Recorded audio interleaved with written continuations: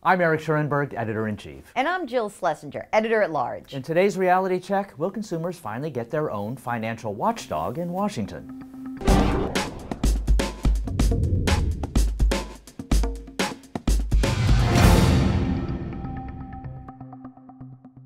Jill, there's a battle royal going on in Congress over the rump version of the Consumer Financial Protection Agency. Should it be an independent watchdog in Washington, or should it be absorbed into another agency like the Federal Reserve? What do you think? Well, I was always hoping for an independent agency, and here's why.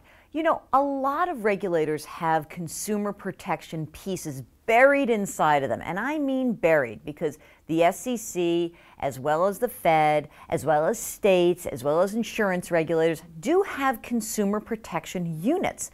But because it's not their primary function, it always seems to be an afterthought. And that's why we get oversight. That's why we get the missing of the whole Madoff scandal. That's why we have them focusing on different things.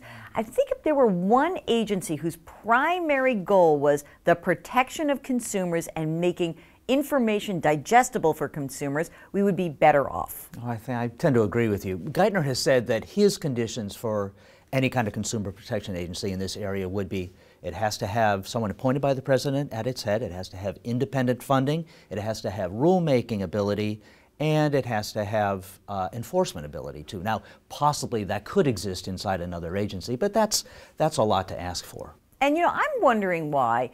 How is this becoming a partisan issue? In other words, wouldn't it seem like you would go back to your congressional district and be able to say to your voters, hey, I got you more protection? Why is that becoming so divisive? I don't understand why this isn't really popular on both sides of the aisle. Well, you know, the Republicans have been very good at playing the card of preventing larger government, so they can go back to their constituents and say, we kept government out of your life. Another bureaucracy we prevented from coming into being. But my question is, why are the banks against this? Years ago, bankers had such a great reputation. You trusted them implicitly. They were Jimmy Stewart. They were the person in the suit who always gave you good advice. Now, when a bank offers you any product, don't you think, what's the catch? I know they're trying to rip me off. I don't believe this. A Consumer Financial Protection Agency could make the offer of a new financial service as much a non-event as a new food. You don't worry that a food is going to be poisonous or something because there's an FDA watching out for you.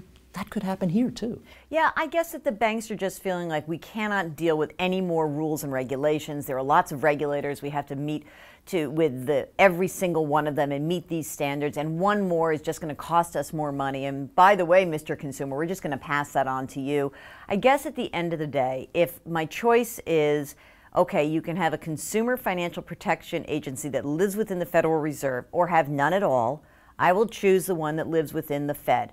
But as my father always likes to say, why are those my only choices? Yes, that is a good question. Well, we'll see the answer over the next couple of days in Congress.